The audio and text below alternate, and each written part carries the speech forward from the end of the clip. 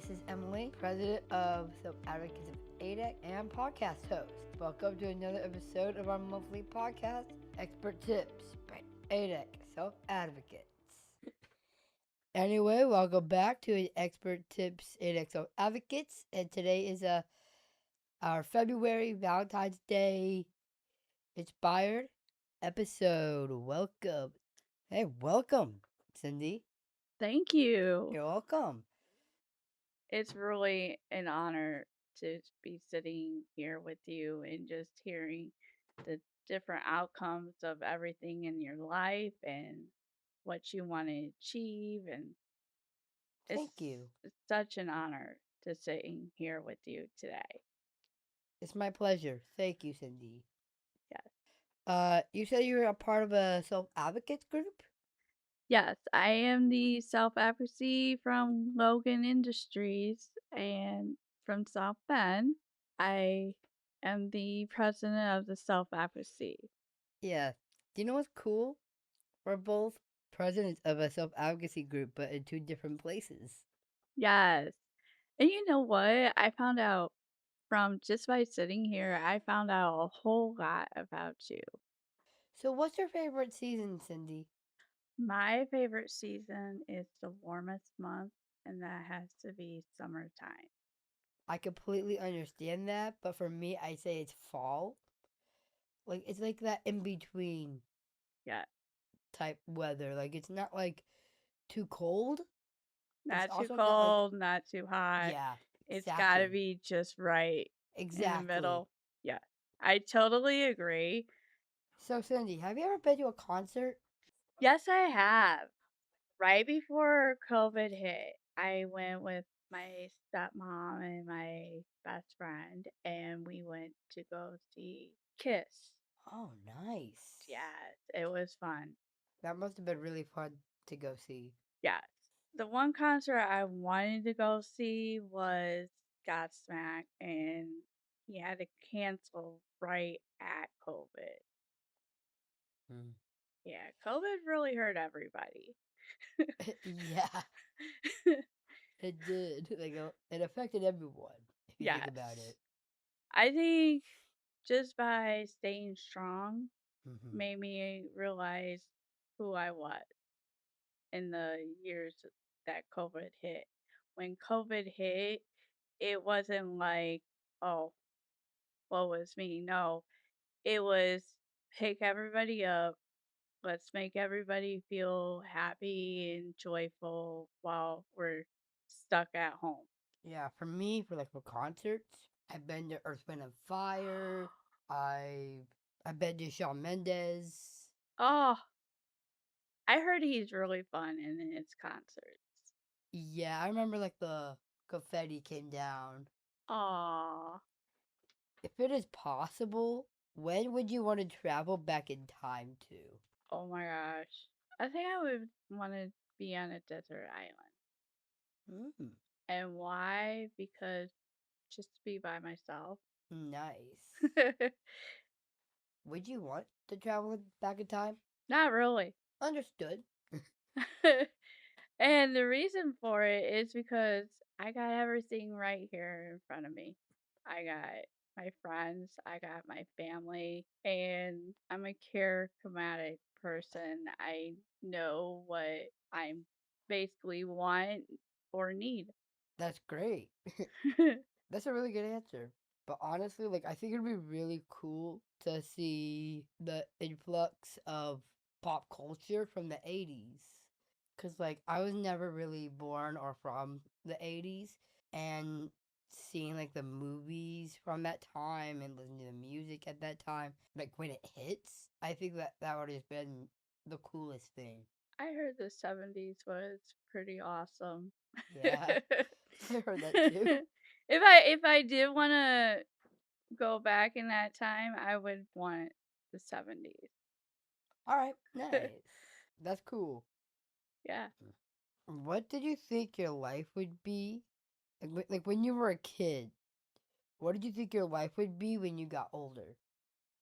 I didn't expect to be running a self advocacy group. I never, like, I still want to be like, somebody just pinch me now because I just didn't see like this being eternal life of being part of the self awareness of self advocacy groups and just Hmm. seeing the outcome of all this and just seeing the outcome of being self aware of different legacies for us being part of the self advocacy, if Yeah. we just take this broadcast and have it broadcast somewhere else and just have that legacy where we can say it grew, we made it bigger. Yeah, I love that. It's great that you want advocacy to be as like synonymous like with other podcasts. Yeah. Yeah, that would be great. I'd love advocacy to be a big topic. Like it's a great thing to. And I really hope like different school groups could just see where if they even heard our broadcast today would take that and just be like, "Ooh, if they can do this, then why can't we?" Exactly. Like I love for this podcast to be that meaningful, but also not just the podcast. I'd love for advocacy to be bigger as well. Yeah, To see it actually succeed in a way that it hasn't yet. yeah. How we could have more progress. Yeah, I totally get what you're saying. Completely. Do you live in a group home, supportive living, or with your family? I once lived with my family before ever heard of Logan. Like I didn't even know Logan existed. And Mm. then my family friend said, "Have you ever heard of Logan Group Home?" So it's a group home, right? Yes. Logan has like several group homes, and I live in one of them with three wonderful roommates. And I would not change that in the world. What is your biggest achievement, or like your biggest win that you've had so far? My big achievement would be this doing the broadcast.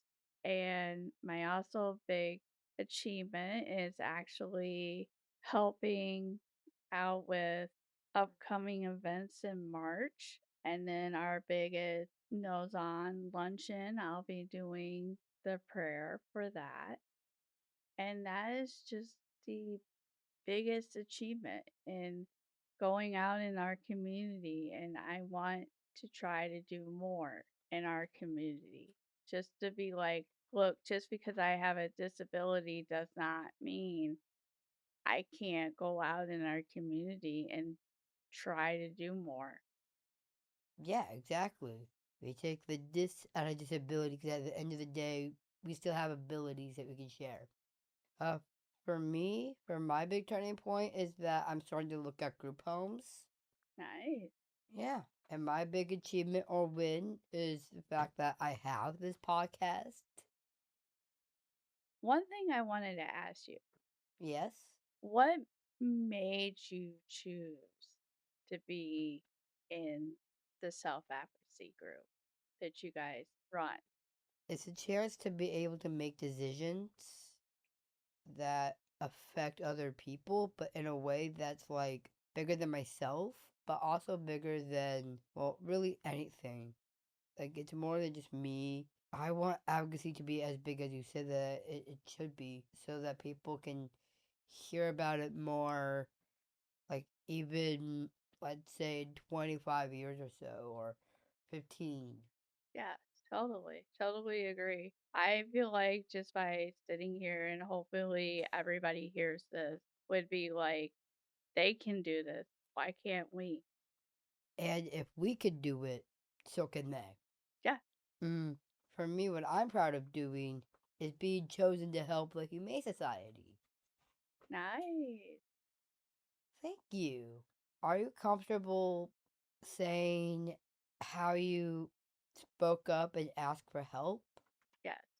Just basically asking for help when I need it, rather if it's at home or at work or even at Logan. I'm not too scared to like go up to that person and say, I need help. It's important to do. I'm a really short person. If I were to speak up and ask for help, it'll be to put something on on a taller shelf because I am pretty short. I'm like 4'10". Yeah. Speaking of barriers and challenges, which one of those have you experienced? The challenges in my life have to be being the president of the self advocacy and just stand back and have to realize you're running this group. You just have to learn to breathe and let them talk. Yeah, I know what you And mean by then handling 14 people is like a huge challenge. that. Yeah, letting other people talk is really important. Yep. What is one thing you want to thrive on? To learn how to take the lead so that Sarah doesn't have to, she's got to count on a lot. And I need to learn to take that upper role of being the president of the self advocacy, to take ownership. Accountability, responsibility, sometimes it can be hard. Oh, yeah. Sometimes I'm just like, Sarah, just take it. Just take it all. Mm, But there are days where I just walk in there and just nail it. mhm. Yeah, I can understand the idea of being nervous because you're leading something that you didn't think you would lead earlier.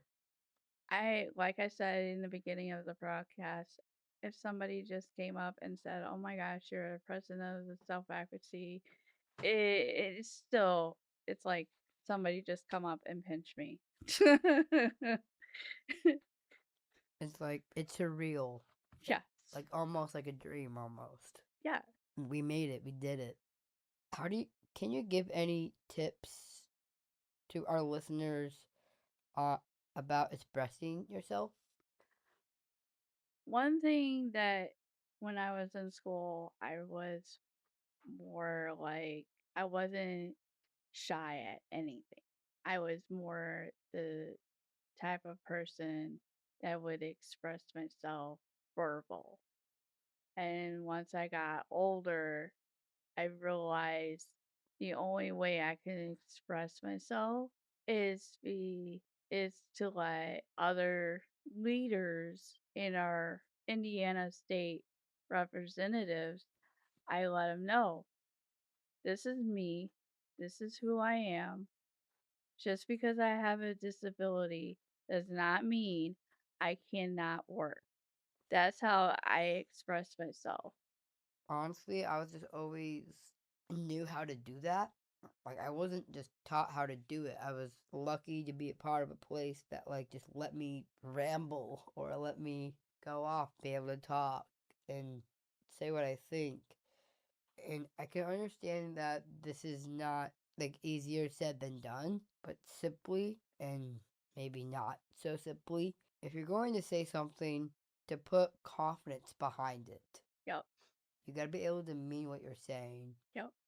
And honestly, expressing yourself is hard. It is. It is. We put ourselves out there. It doesn't matter what disability you have. Use your voice. Your voice can be heard. There are Yeah. so many different ways. So this has been an expert tips by ADEC Self Advocates, a Valentine's Day-esque episode for this month of February. Thank you for coming, Cindy. Thank you for having me, Emily. And right now, we're signing off. Thanks for tuning in and hearing from your neighbors with disabilities. Check out next month's podcast for a new guest and topic. I am Emily, host of Expert Tips by ADEC Self Advocates. See you next month.